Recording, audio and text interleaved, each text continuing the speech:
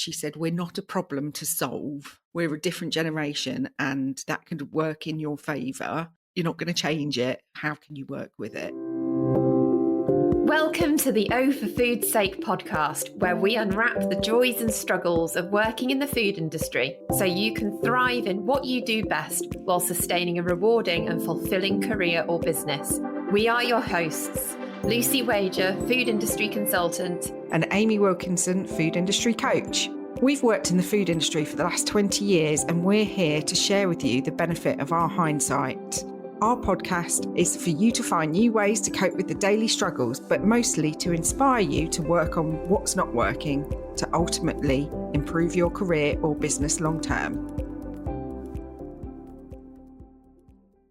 Hello and welcome to this week's episode of O for Food's Sake. Today, Lucy and I are talking about Gen Z and about the conversation that we have with a lot of people of our generation. Well, so what are we? I'm a Gen X, you're kind of millennial, aren't you? Kind of. I am a millennial. I know everybody struggles to come to terms with the fact that I'm a millennial because I'm an old millennial. I'm on the cusp. Yeah. And I'm a Gen X, so I was born late 70s. And obviously there's still quite a lot of boomers hanging around in the industry. Oh, that sounds awful, doesn't it, hanging around? He's digging himself a hole. Digging a massive hole. Well, and I think part of why I wanted to do this episode and talk about it is because I hear this narrative all the time of, oh, the Gen Zs, they just don't want to work. They're a bit lazy, and kind of go, is that actually true? There's a lot of stereotypes, aren't there, around all of the generations. Well, and I think that, I think in every generation there are people that are lazy and there are people that are hardworking. Yeah. And I don't think social media helps, does it? Because there's all these reels and memes. I mean, even the fact that I said reels rather than TikTok shows my age, doesn't it? But, which does it? I don't even know if that... Yeah, reels are Instagram and TikTok's TikTok. I thought it was a reel on TikTok. I mean... No, anyway, this is why people think I'm a Gen Xer. I just pretend to be a millennial. But I think it's an important conversation because actually Gen Z is making up a big part of the workforce now. I'm talking to people all the time that are struggling to recruit people, particularly like in MPD roles and that sort of thing. And actually by 2030, Gen Zs are going to make up 30% of the global workforce. So we can't be going, They're not I think the thing is, they're not as young as we think they are. So they're not, they are actually part of the workforce already and will be a very significant part very quickly. Yeah. And I think what I hear and what I'm seeing is, well, a lack of understanding, as I think there always is intergenerationally, but also a lack of support given to Gen Zs and accepting that they need a different support to the generations before them for various reasons. But a big part of it is actually a lot of them have started work in the pandemic or post-pandemic. So actually, one of the conversations I was having the other day is they don't learn by osmosis in the same way in terms of sitting in an office and hearing how people do things because a lot of the time it's remote or the other people they're interacting with are remote. So they're not getting... they're not getting that human connection. They're not learning on the job in the same way. But let's talk about the sorts of things that I hear all the time. So, they expect a promotion after 6 months. They want to work flexibly. I've heard some funny stories about needing to take a week off because their cat died, stuff like this. And that they check out as soon as they're bored. But the reality is, and I meant to say right at the beginning, I put a post out on LinkedIn to ask any Gen Zs to get in touch. And one Gen Z did get in touch with me and she was amazing. She sent me loads of voice notes, which I thought was very Gen Z of her in a good way. But do you know what? Do you know what I loved about it? She said, I'm sending you voice notes because of my dyslexia and I'll get my points across a lot better when I'm saying it verbally. And I just flipping love that because actually we wouldn't have dared say that, would we? No, and this is the difference. This is like actually being able to state their needs is amazing. So actually, when I talk about all the things that she's talked about as we're going through, and she asked to remain anonymous, but she's a degree apprentice. She's running her own business on the side. She works in a big corporate. She's anything but lazy, So this is where those stereotypes aren't really fair. But, this is what I'm hearing from people. But the reality is, and there's been quite a few studies on this now, so there's like McKinsey and people like that. I've actually got stats, Lucy, like I never have stats.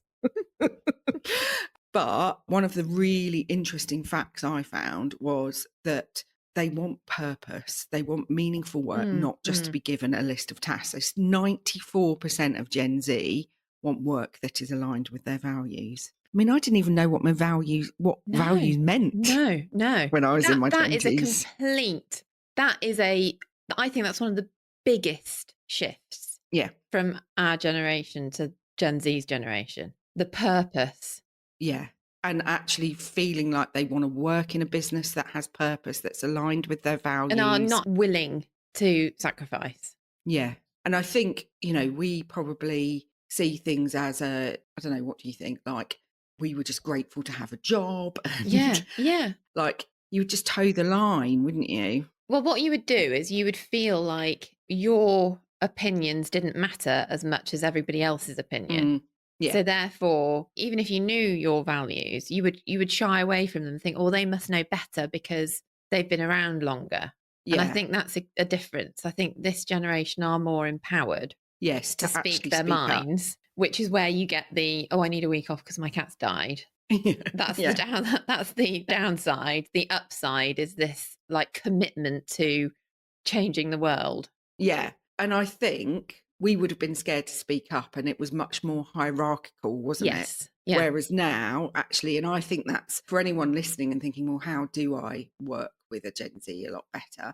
Actually, there's a lot of stuff like reverse mentoring these days, isn't there? There's a lot that a younger generation brings, a fresh pair of eyes, and brings like an understanding that we don't have. And I can remember even like 10 years ago when I was at Bakkavor and I had a new graduate, and she had to be the person that did the digital marketing thing because we didn't even really know what digital marketing meant. Like that's a silly example, but there will be things like tech, AI, stuff that we don't understand that they really do. So actually they're adding a lot of value, and letting them have a voice makes them feel more like they are part of something important, something bigger. And I think there's also something about back in the day, I can even remember, I think I've said this to you before, and it was a joke, but I had a placement student with me, and I can remember him saying, but why am I doing this? And I used to say to him, don't worry about the whys and wherefores, just get it done. Just to wind him up, not actually meaning it. I mean, I was a grad myself at that point. But I think there is something, rather than saying, can you just go into the factory and get these ingredients, giving people a wider context of why they're doing it and why it's important and how it's going to impact the business or impact the world, it's only a real shift in the way you frame it. But actually, if it's thinking about the motivation, and the motivation is different to when we were younger. Yeah, and that is even more important when you think of how like people aren't in the office as much as they used to be, so they're not getting that connection on a day-to-day basis necessarily. So the time that you do spend with them needs to be more valuable, doesn't it? Because that's the only interaction they're getting, where it was kind of all the time. Yes, exactly. And I think there is something in that, creating a space where it's okay to ask questions, it's okay to speak up, it's okay to make mistakes is really important, because this Deloitte survey said that Gen Z is the only generation that ranks a safe place to make mistakes as the top reason to stay. And I think that's really important to what used to be like an environment where everybody was like terrified of making the smallest mistakes. I can remember like not sticking labels on the right way and it being like the end of the world. And it's important that everybody understands the standards that are required, but it's not okay in this day and age to give someone a massive bollocking for something like that. Like that's learning from those mistakes. That's really interesting. When I was a graduate, I actually went back I remembered at the weekend that I'd forgotten to do something like put a tag or something on a trial bin. And I actually went into the factory, didn't tell anyone, went into the factory on a Saturday to make sure the tag was on, because I was so worried about. So I basically like hid the fact that I'd made a mistake. Yeah. I feel funny about even admitting it now. And we're talking like 20 years later. Something's just come up for me when you've been saying that as well, where I got a decimal point wrong in a costing, and I woke up in the middle of the night, the day before we were presenting it. Oh, God. And just was like, and I had to tell the commercial manager that I'd done it. And oh my God. And actually, I saw her on Tuesday because I was running a workshop somewhere, and I saw her, and she's like, commercial director now. And she gave me a big hug. So, we were definitely over it now. Yeah, but, yeah, at the time it felt. But it is interesting because it wouldn't have even occurred to me about a safe place. I just didn't want to make any mistake. Yeah. And that phrase, psychological safety and safety and mistakes and that kind of thing didn't exist. No. And that's another point, because this generation are obviously exposed to social media and a world where we are talking about things like psychological safety and highlighting that this is how workplaces should be. So they have an expectation that we didn't have. Yeah. Because we didn't talk about things like that. Well, and they're just much more self-aware and aware of stuff around. My sister is a counsellor, and she is finding that she's getting a lot of this generation coming to counselling, and she's like, my God, they're doing the work in their 20s, and we didn't do it until we were in our 40s, and they get it, and they've got that awareness. And I think that's part of the problem, really, is that we're still walking around with our old values and old ways of doing things and expecting the same of Gen Z. And I don't think that that's necessarily fair. Now, I'm not saying that it isn't frustrating. And I think some of the stuff that I've definitely felt that feeling. And when I'm coaching like heads of MPD and they're saying, we had to do it the hard way, we had to learn, and, you can't just have it handed to you on a plate. Like, I get those feelings, like those are valid feelings to have. And it is frustrating when you're feeling like you're having to be mother hen to everybody and like hold everybody's hand, and that it shouldn't be about that. It's about putting the right structures in place. Because another reason that I wanted to do this episode as well was because I was writing a training course for more kind of entry. So I've done a lot of stuff with middle managers and senior managers, and I've started doing stuff with more entry level people, like how to basically be at work and how to manage your diary and how to, prioritize and all of that sort of stuff. Nobody teaches it. And we learnt it by osmosis. But actually, if you're struggling in your team because you're having to basically feel like you're wiping everybody's arse, it's like, actually, are they getting the support they need? Do they know how to do those things? And if not, can you get somebody, why does it have to be you that has to teach them all of that stuff? That's just made me think of something. You know how like they are more, they do seem to be more developed in the sort of psychological open-mindedness than we were. But I feel really stereotypical saying this, but I think they lack practical skills that we probably had, which is a frustration that comes. Yeah. And I was in Waterstones the other day, and just a book by Mylene Class caught my eye, which was called Things They Don't Teach You at School. And I just had a flick through, and it had basic things like how to open a bank account, how to apply for a job, like really like basic things that nobody teaches you, which is similar to what you're talking about. But it's like how to pick up the phone, because because we don't. You could quite easily have left university or be a degree apprentice or whatever, or, straight out of school and never really make phone calls because people just don't do it anymore. Yeah. And then we're going, oh my goodness, like, oh God, they don't want to pick up the phone to suppliers. Well, have you actually taught them through how to say it and what they need to say and how to reactive? Because we do throw people in, don't we, at the deep end. And it's that. Because we're so busy. Because we, as a workforce, are in a very different place to where the workforce was when we were younger. Yeah.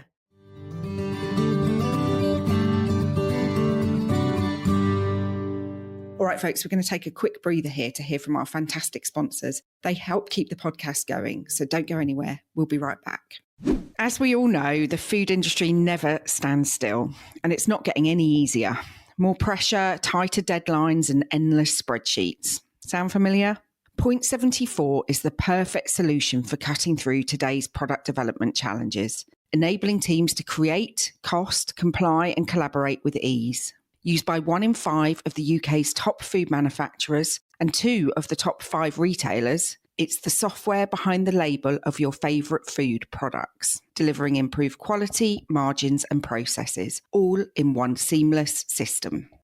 Ensuring food safety and quality is crucial. That's why businesses trust Microsearch Laboratories, part of the IFP Labs Group. UCAS-accredited Microsearch offers microbiological, nutritional and allergen testing for food, drink and water, delivering fast results and expert support. With over 30 years of experience, trusted by leading manufacturers and retailers, and a commitment to sustainability, Microsearch is your partner in product safety. Visit micro-search.co.uk to learn more. And we're back. Thanks for sticking with us. Let's dive right back in.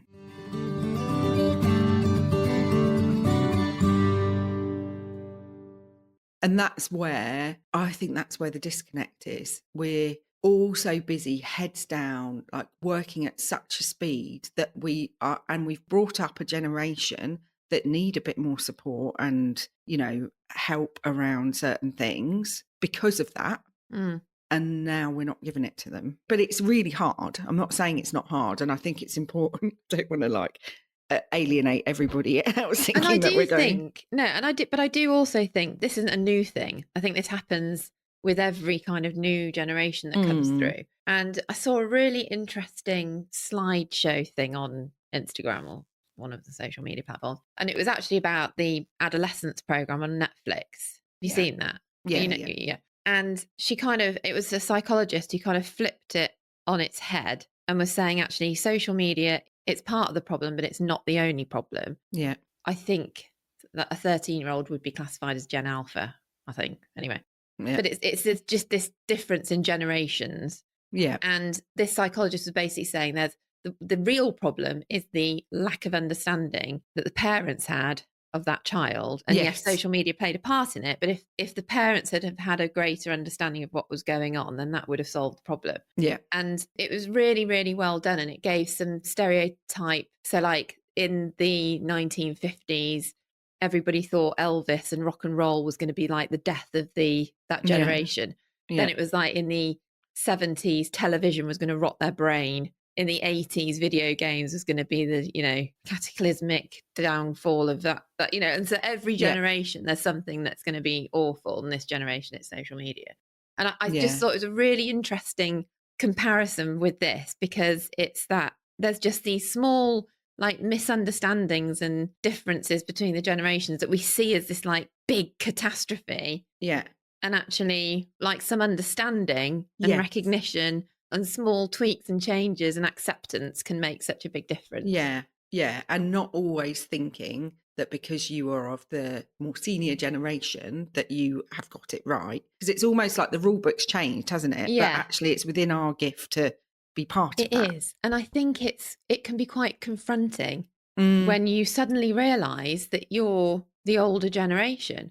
Yeah. And I felt that quite recently, because I've been working with a group of younger people, and I've always been the younger one. And then all of a sudden it's like you wake up and you're like, oh, I'm 10 years older than everybody else, and they're doing things a bit differently. And it's quite confronting to think, I'm gonna, this is interesting, how are they doing it, why are they doing it like that? Maybe it's better, maybe I can learn from them. And it does, you do have to swallow your pride a little bit. Yeah It's interesting you say that about that kind of misunderstanding as well, because the degree apprentice that sent me the voice notes was talking about, she sees Gen Z as they're not unmotivated. People have this kind of view that they're not motivated, but actually they're just misunderstood. Their motivations are different. And actually, if we do a better job in the same way, when we do training courses and we're talking to people about how they interact with their buyer or whatever, and thinking about what's motivating them, what their wants and needs are, it's the same thing for the Gen Zs that are in your team.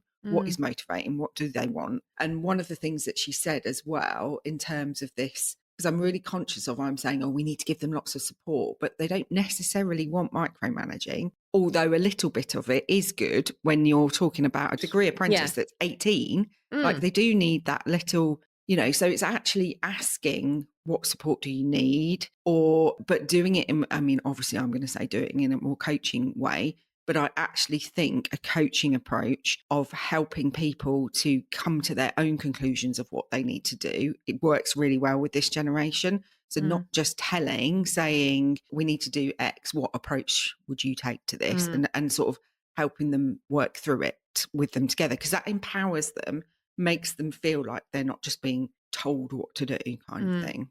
Yeah. And in prepping for this episode, I thought of some of the things that we might say and what we should probably be saying. Things like that whole "because I said so." So rather than, the old school, just do it. JFDI. Yeah, JFDI. Actually think about framing it as, I need you to do this and this is why it matters. And this is the difference it's going to make. Because I think particularly when you're first starting out and you're just given the menial tasks because that is your job and that's what you have to do, you don't understand how important it is as part of that bigger picture. Why do the labels need to be put on straight? Well, actually, because it's important for our brand, it gives the right impression, it means that things aren't going to get lost, whatever.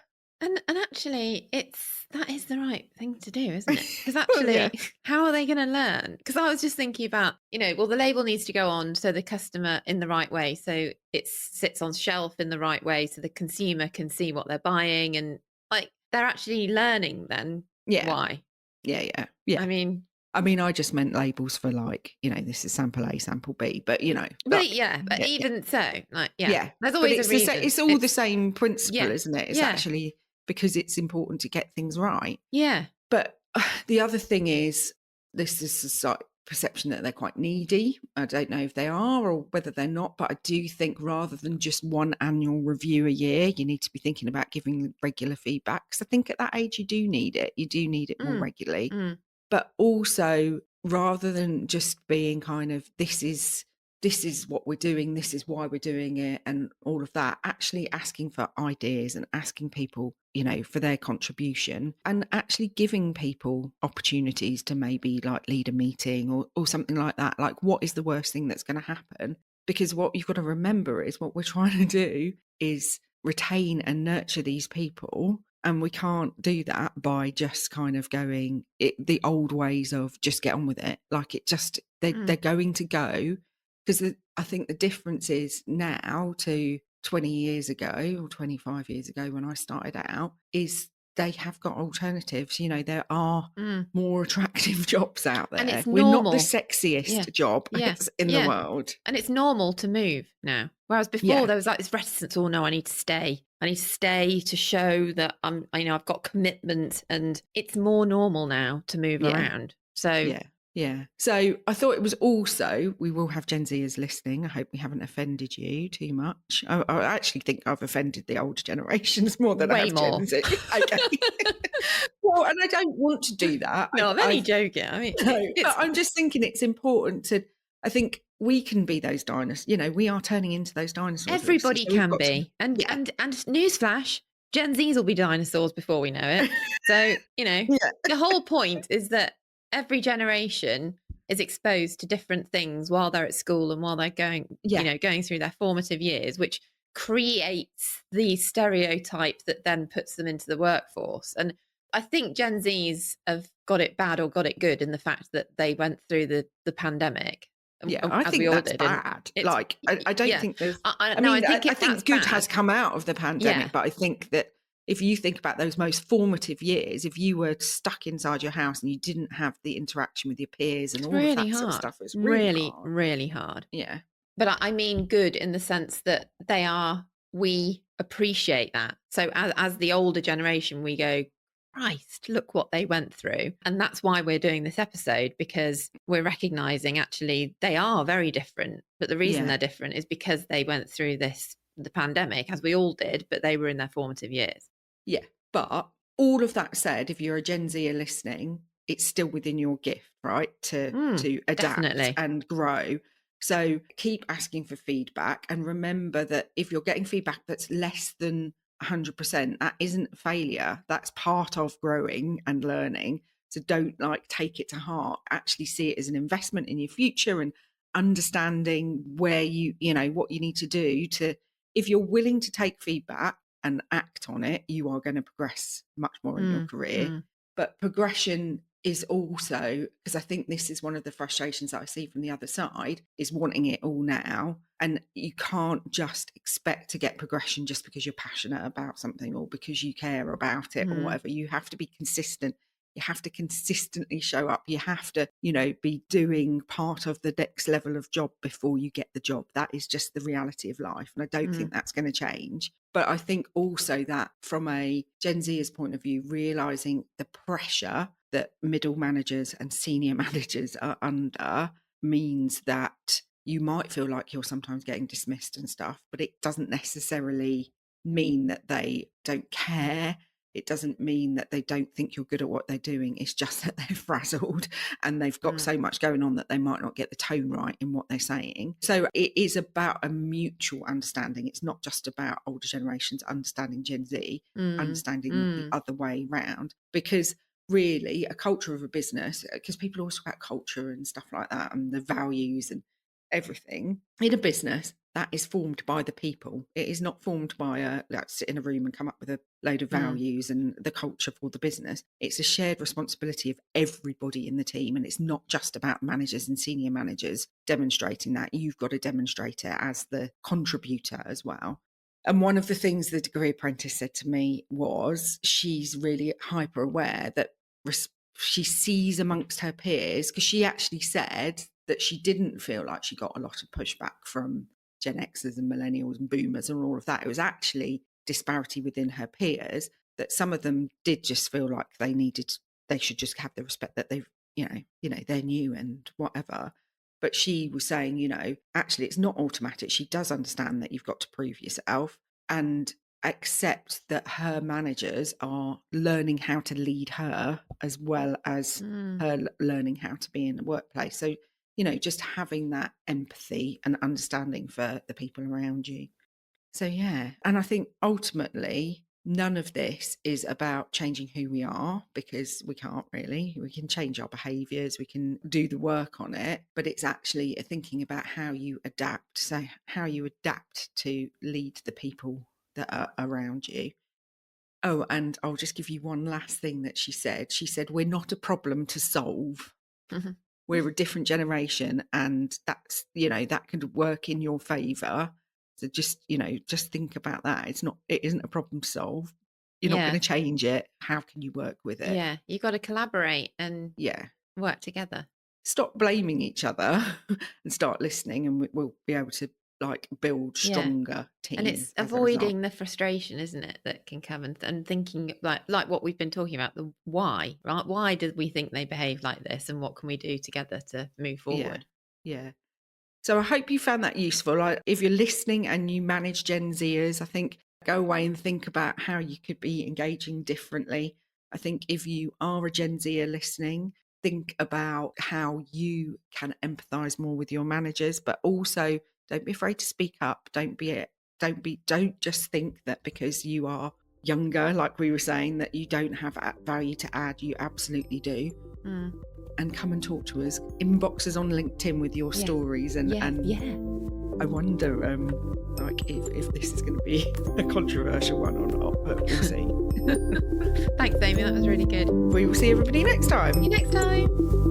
Thanks for tuning in. If you enjoyed today's episode, please share it, rate and review us. It really helps us reach more food industry pros like you. For more resources, head over to our website, overfoodsake.co.uk, and join our mailing list to stay in touch. And if you'd like to connect with us, come say hello on LinkedIn. We're both there, Lucy Wager and Amy Wilkinson. Thanks for listening, and we'll see you next time. See you next time.